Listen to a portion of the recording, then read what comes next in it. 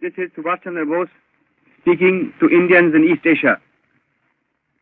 My countrymen in East Asia, while I am in Tokyo, I desire to address a few words to you, and I have no doubt that you will give them due consideration.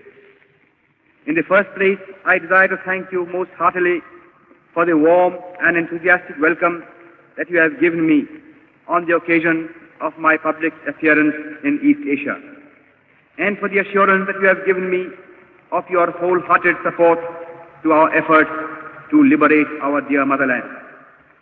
I feel overwhelmed at this manifestation of your burning patriotism and spirit of sacrifice.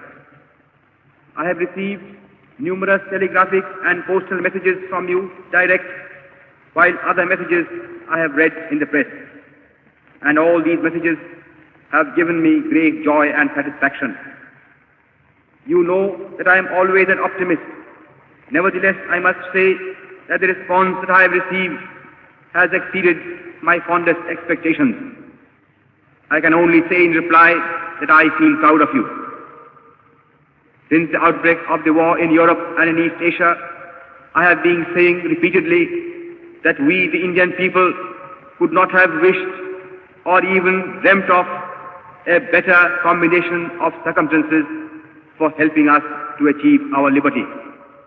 When the world forces are helping us in this way, our task has automatically become very much easier than what it would have been otherwise.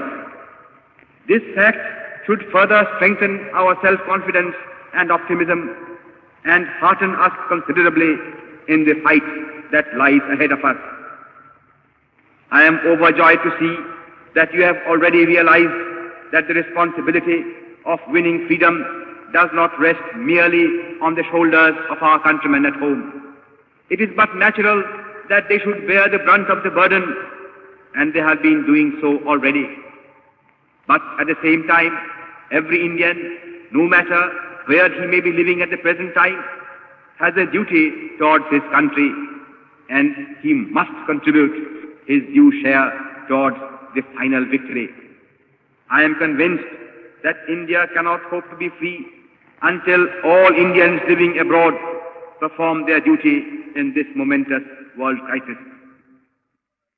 Owing to the fact that the tripartite powers have been giving their fullest support to Indian independence, it is comparatively easy for Indians living in Axis countries or in countries controlled by the Axis powers to play their part in the national struggle. Consequently, among those Indians who are now abroad, I expect that Indians living in Axis countries or in countries controlled by the Axis powers will render the maximum service to their motherland. Here in East Asia, you have seen for yourselves how deep is the interest in and sympathy for Indian independence. The readiness of the Imperial Japanese government and nation to render us any assistance in our national struggle that we may need has naturally lightened our task to a considerable degree. Consequently, there can be no possible excuse why any Indian in East Asia should not pull his whole weight in the present struggle. But though the Axis powers and Japan in particular are prepared to help us at any time and have been actually doing so already, the task of liberating India is ours and ours alone. That responsibility we shall not cast on anybody else, because that would be against our national honor. Moreover, we have no right to ask for or expect help from any quarter until we ourselves have first of all done our very utmost. Our countrymen and our sisters and brothers at home have been doing their best in the circumstances in which they are placed. But the enemy is ruthless and desperate, and he is armed to the teeth. Against such a brutal foe, no amount of civil disobedience or of sabotage or of revolutionary terrorism can be of any avail. If therefore we want to expel British power from India, we have to fight the enemy with his own weapons. The enemy has already drawn the sword. He must therefore be fought with the sword. But it is not possible for our countrymen at home to organize an armed revolution and to fight the British army of occupation with modern arms.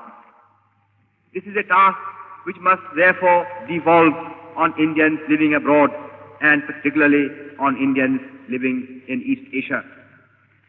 Friends, if you compare the history of our national struggle with the histories of similar struggles in other parts of the world, you will realize that we in India have lacked one thing and one thing alone. We lack the strength and organization whereby we can meet force with force.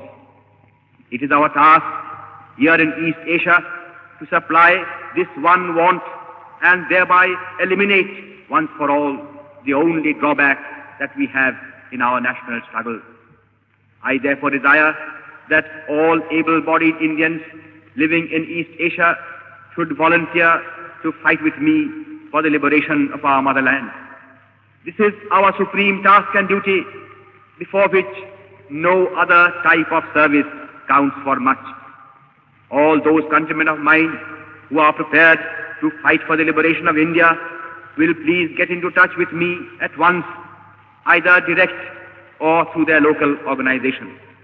I am confident that with the help of my countrymen in East Asia, I shall be able to organize such a gigantic force as will be able to sweep away the British power from India in conjunction with those who have already been fighting at home. The hour has struck, and every patriotic Indian must advance towards the field of battle. Only when the blood of freedom-loving Indians begins to flow will India attain her freedom. Inqilab Zindabad. Azad Hind Zindabad.